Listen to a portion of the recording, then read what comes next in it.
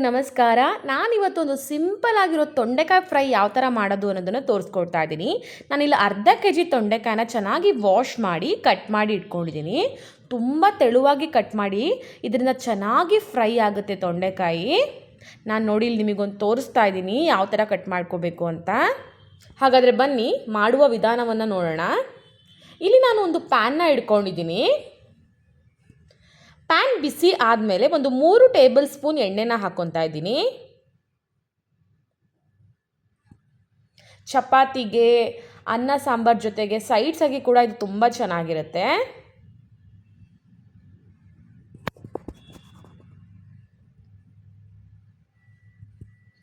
ಎಣ್ಣೆ ಬಿಸಿ ಆದಮೇಲೆ ಒಂದು ಮೀಡಿಯಮ್ ಸೈಜ್ ಈರುಳ್ಳಿನ ಕಟ್ ಮಾಡಿ ಇಟ್ಕೊಂಡಿದ್ದೆ, ಅದು ಕೂಡ ಇದಕ್ಕೆ ಆ್ಯಡ್ ಮಾಡ್ಕೊತಾ ಇದ್ದೀನಿ. ಒಂದು 2 ಮಿನಿಟ್ಸ್ ಇದನ್ನು ಚೆನ್ನಾಗಿ ಫ್ರೈ ಮಾಡ್ಕೊಳ್ಳಿ. ತುಂಬ ಫ್ರೈ ಆಗಬೇಕಂತ ಇಲ್ಲ, ಬಿಕಾಸ್ ತೊಂಡೆಕಾಯಿ ಕೂಡ ನಾವು ಫ್ರೈ ಮಾಡ್ಕೊಳ್ಳೋದಿದೆ ಅಲ್ವಾ.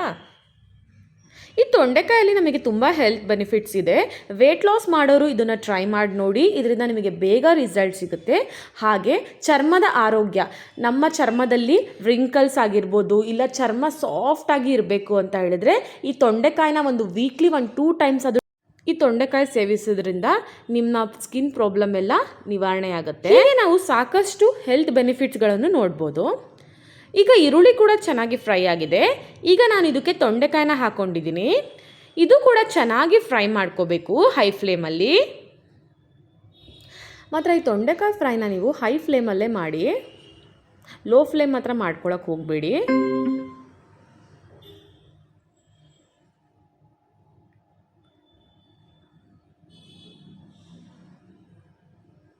ಸ್ವಲ್ಪ ಫ್ರೈ ಆಗಿದೆ ತೊಂಡೆಕಾಯಿ. ಇದು ಚೆನ್ನಾಗಿ ಫ್ರೈ ಆದಷ್ಟು ನಿಮಗೆ ಟೇಸ್ಟಿಯಾಗುತ್ತೆ ಪಲ್ಯ. ಈ ರೆಸಿಪಿ ಸ್ವಲ್ಪ ಟೈಮ್ ಹಿಡಿಯುತ್ತೆ, ಸೊ ಪೇಷನ್ಸಿಂದ ಮಾಡಿ ಇದನ್ನು. ಈಗ ನೋಡಿ ಫ್ರೈ ಆಗ್ತಾ ಇದೆ. ನಾನು ಇನ್ನೂ ಸ್ವಲ್ಪ ಫ್ರೈ ಮಾಡ್ಕೊತಿದ್ದೀನಿ ಇದನ್ನು. ತುಂಬ ಈಸಿ ರೆಸಿಪಿ ಮಾತ್ರ, ಇಂಗ್ರೀಡಿಯೆಂಟ್ಸು ತುಂಬ ಏನಿಲ್ಲ ಇದಕ್ಕೆ.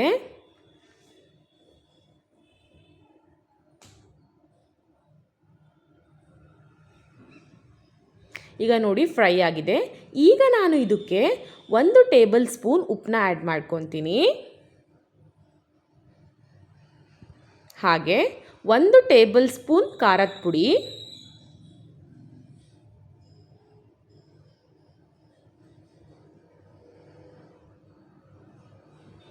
ಒಂದು ಅರ್ಧ ಟೇಬಲ್ ಸ್ಪೂನ್ ಪೆಪ್ಪರ್ ಪೌಡರ್,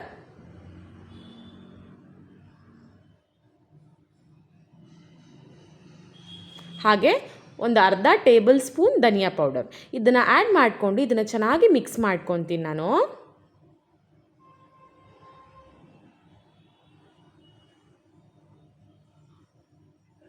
ನೋಡಿ ಈಗ ಚೆನ್ನಾಗಿ ಮಿಕ್ಸ್ ಮಾಡ್ಕೊಂಡಿದ್ದೀನಿ ಇದನ್ನು. ಈಗ ನಾನು ಒಂಚೂರು ಕಟ್ ಮಾಡಿರುವಂತಹ ಕೊತ್ತಂಬರಿ ಹಾಕ್ಕೊತಾ ಇದ್ದೀನಿ ಮೇಲಿಂದ. ಈಗ ಮತ್ತೊಮ್ಮೆ ಚೆನ್ನಾಗಿ ಮಿಕ್ಸ್ ಮಾಡ್ಕೊಳ್ಳಿ ಇದನ್ನು.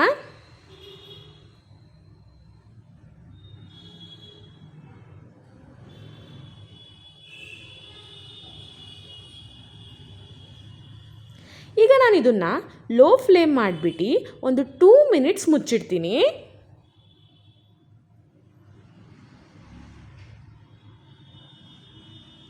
ಈಗ 2 ಮಿನಿಟ್ಸ್ ಆಗಿದೆ, ಬನ್ನಿ ನೋಡೋಣ.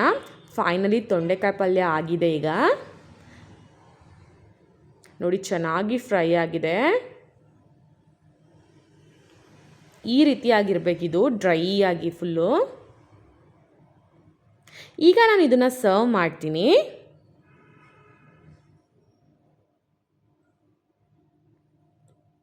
ಫೈನಲಿ ರುಚಿಕರವಾದ ತೊಂಡೆಕಾಯಿ ಪಲ್ಯ ಸವಿಯಲು ಸಿದ್ಧ. Must try recipe. ನಿಮ್ಮ ಮಕ್ಕಳಿಗಂತೂ ಇಷ್ಟ ಆಗುತ್ತೆ.